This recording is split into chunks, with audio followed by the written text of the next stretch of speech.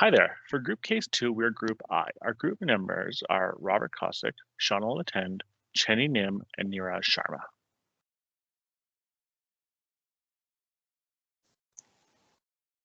So the first theory that I'm going to talk about is motivation theory and working from home. The interpretation of the following few slides are based on theory Y, which is the idea that work is as natural as rest or play. And this idea I found was also supported in a really wonderful book called Sacred Economics by Charles Eisenstein. And you will see that in the citation slides as well. So motivation theory and working from home, self-determination theory, goal-setting theory, and self-efficacy theory will be the theories that I discuss here. Conflict arises only when the type of work is in question. So while work is natural, it is not natural for a human to want to sit at a desk all day and be separated from his or her labor. For this assignment, we will discuss theories that help marry our want to work with the work itself. I have chosen self-determination theory, goal-setting theory, and self-efficacy theory to aid in this understanding, and particularly when it comes to working from home. Self-determination theory. When working from home, does work feel more like work or more like something you're trusted with to carry out with agency and therefore less like an obligation? Having autonomy to carry out your responsibilities for some can be a motivating factor to continue contributing your efforts to the company for whom you work. Goal-setting theory. It is important to note that in order for goal-setting theory to be successful, there must be buy-in of the goal. So let's assume that is the case. Goal-setting theory allows a manager to help with feedback and direction based on the goals. This theory is most helpful when the employees help identify the goals and can deliver self-directed feedback. Also, employees with lower emotional stability experience greater exhaustion when they are not a part of the goal-setting process or when leaders just assign them tasks and goals. My experience of working from home and completing assignments that are given to me has confirmed this. I feel fairly disconnected from my quote-unquote work at NATE. So what does it look like? Remembering that we're focused on how this applies to working from home, setting these goals can be done with the employee's input so that they feel a sense of agency and control over their time and that they feel like there is a boundary between their home and their work. Self-efficacy theory. A confident employee who believes in their training and ability is going to have a greater chance of achieving outcomes at work.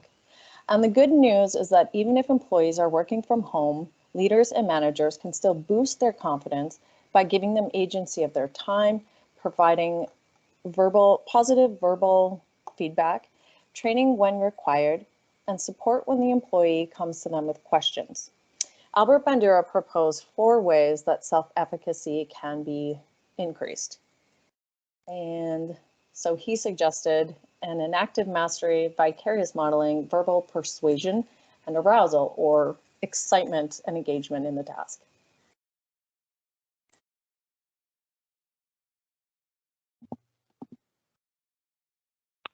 The second concept we'll be discussing is leadership. Leadership is described as management's capacity to make wise judgments and encourage people to perform effectively. It's the process of influencing the behavior of others in order to achieve a common objective. In short, leadership is the ability to accomplish tasks via the efforts of others. Virtual leadership is the remote management of employees and teams. Remote work poses challenges, including communication breakdowns, lack of team building, and work-life balance issues.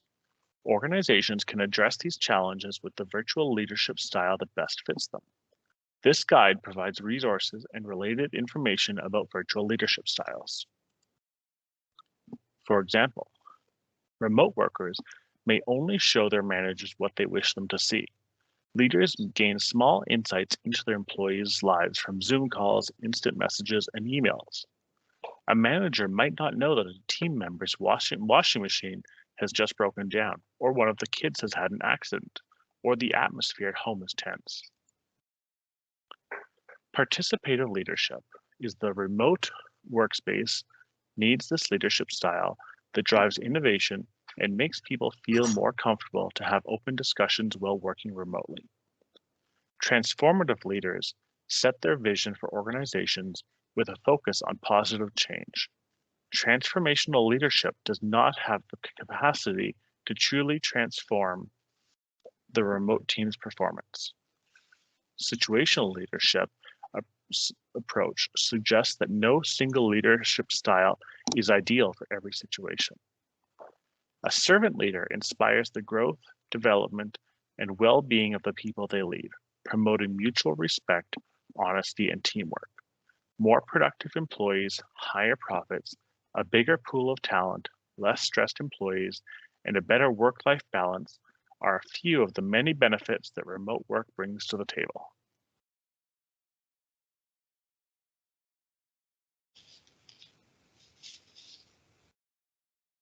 The third concept we are going to talk about is communication. The communication process is referred to a message being conveyed between the sender and the receiver. The communication also must include both the transfer and understanding of the meaning of the message.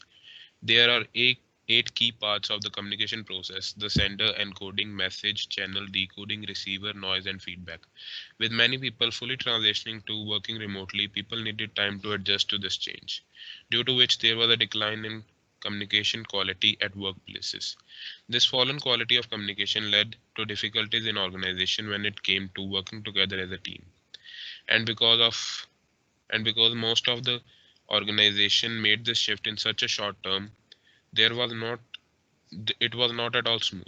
The training of the new employees and reviews that are generally provided by the manager had not been conducted properly prior to the pandemic and adoption of remote work, thus resulting in decreased productivity and performance.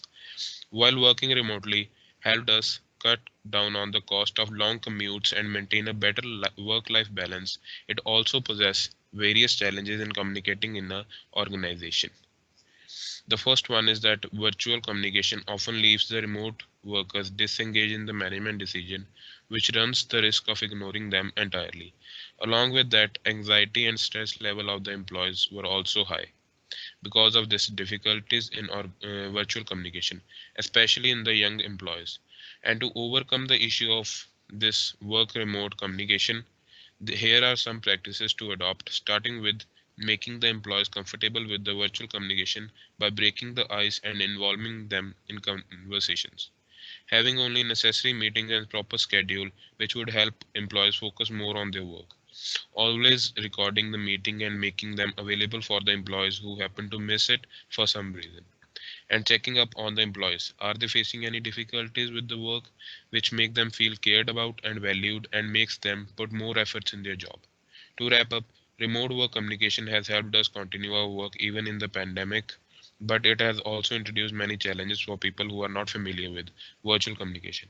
But the above mentioned practices can help make the remote work communication more effective and productive at the workplace, increasing their performance.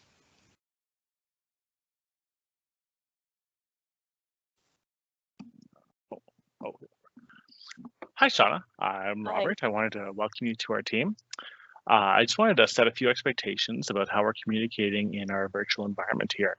Have you worked in a virtual office before? No, I haven't. Typically, I've only done in-person work. Okay.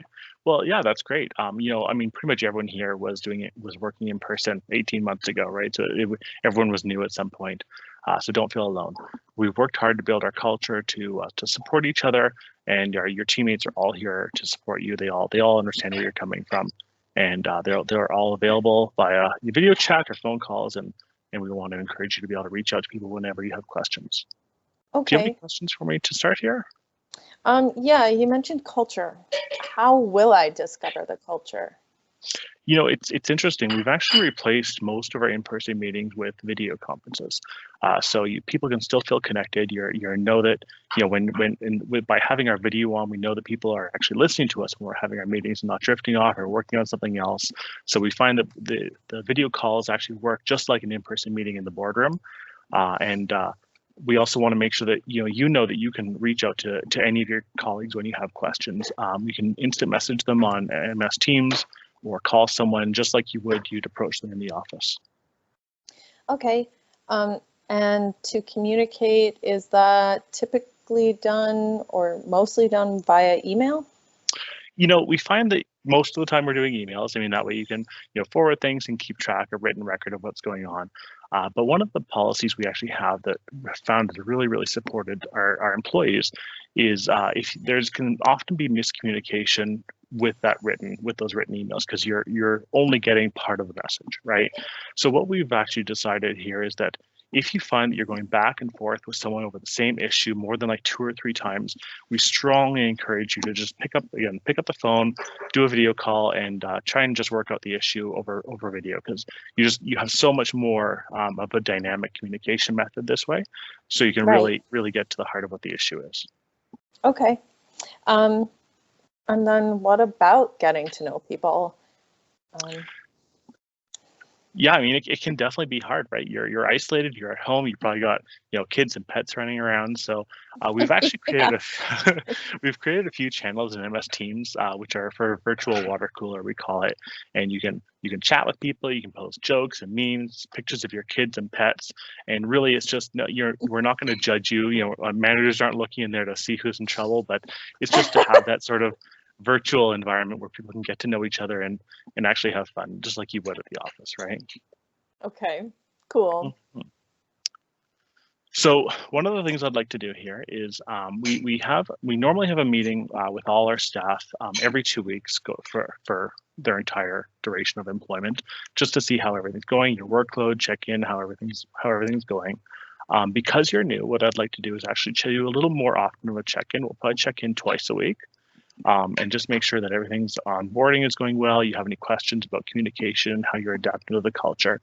And then once we've established that you don't have any issues or any questions or anything, we'll transition to that normal every 2 week meeting structure. Okay, that sounds really great. Thank you, Robert. All right, welcome aboard, and we'll happy to have you here. Thank you. Thank you for your time today. We hope you found this interesting, and our references are here available for your review.